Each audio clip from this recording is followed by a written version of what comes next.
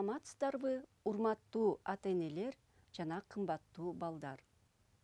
Бүгүн сиздер менен кыргыз тили мугалими Карманкулова Майрам. Балдар, маанайыңар кандай? Бүгүн сабагыбызды жакшы маанай менен баштайлы. Бүгүнкү сабагыбыздын темасы үй жана жапайы жаныбарлар. Бүгүн сабакта биз эмнени билебиз?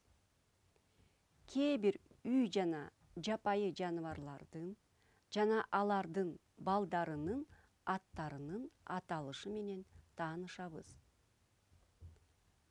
Балдар, жаныбарлар же болбосо айбанаттар экиге бөлүнөт. Үй айбандары жана жапайы айбандар же болбосо жаныбарлар. Үй жаныбарларына кайсылар кирет?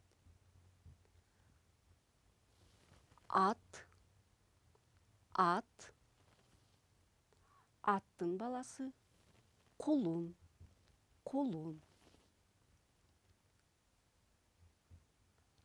Кана ат жөнүндө макал айтып көрөлүчү.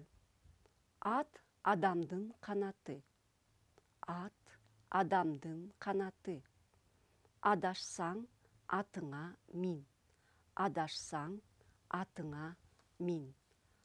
Ат жалына казан аз. Ат жалына казан аз. Ат тойгон жерине качат. Эр туулган жерине шашат. Ат тойгон жерине качат. Эр туулган жерине шашат. Ат адамдын досу. Жылкы баласы таза гана чөптү жейт. Бээнин сүтү кымыз. Кымыздын дарычылык касиети чоң. Кийинки дагы бир үй жаныбарыбыз бул уй жана музоо. Уй жана музоо. Уй сүт берет. Уйдун баласы музоо. Уйдун сүтүнөн быштак, айран, май алынат. Уйдун сүтү дагы ден соолукка пайдалуу. Кийинки үй жаныбарыбыз бул кой менен козу. Кой менен козу.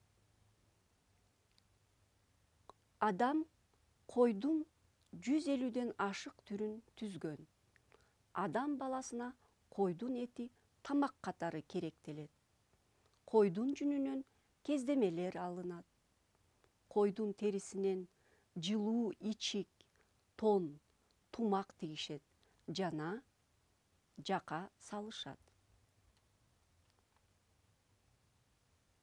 Кийинки дагы бир үй жаныбарыбыз бул ит жана анын күчүктөрү. Мышык менен мый-мый. Эшек менен коделек. Эчки менен улак. Чочко менен торопой. Төө менен бото. Төө менен бото. Биз азыр балдар үй жаныбарлары жана алардын балдарынын аталышы менен тааныштык. Эми жапайы жаныбарларды көрөлү. Балдар, жапайы жаныбарларды биз көбүнчө кайсы жерден көрөбүз? Зоопарктардан көрөбүз. Түлкү менен бачики. Түлкү менен бачики. Карышкыр менен бөлтүрүк.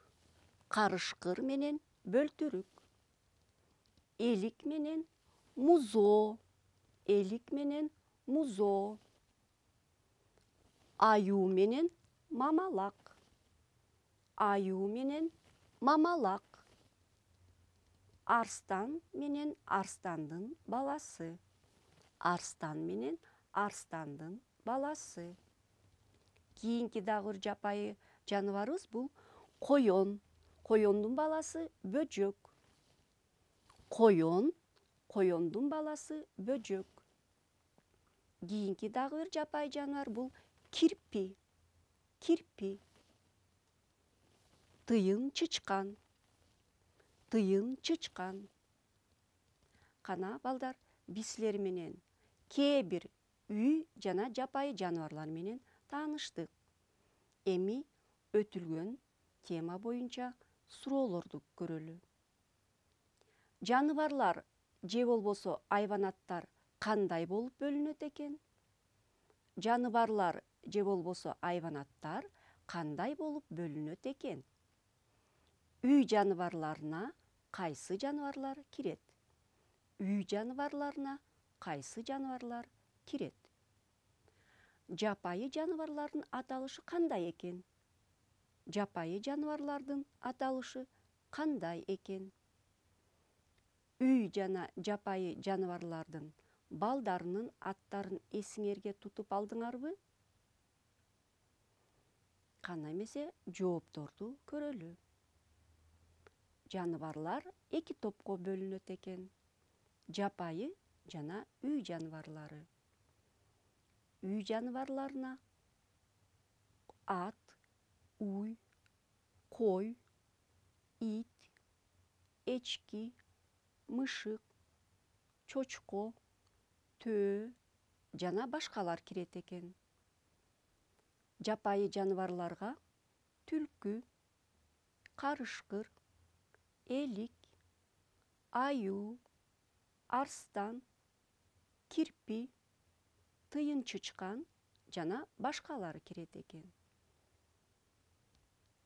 Үй жаныбарларынын балдары кулун, музоо, козу, улак, күчүк, мый-мый, кодолек, бото деп аталат. Жапайы жаныбарлардын балдары бачыки, бөлтүрүк, музоо, мамалак жана башкалар болуп аталат экен. Кана эмесе балдар, бүгүн биз силер менен үй жана жапайы жаныбарлардын аталышы жана алардын балдарынын аталышы менен тааныштык. Балдар, эсиңерге берилген суроону тутуп алгыла. Анда эмесе балдар, бүгүнкү сабагыбыз аягына чыкты. Саламатта калгыла.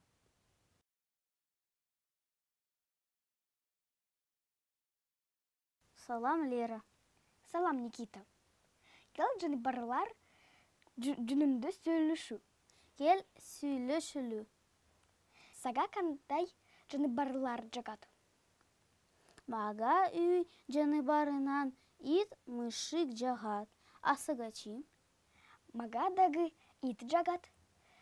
Дага ат жагат.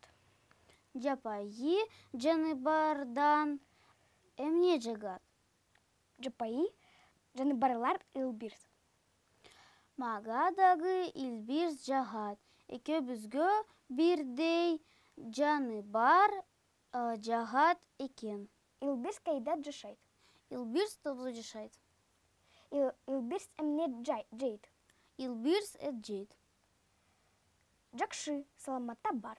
Саламатта кал.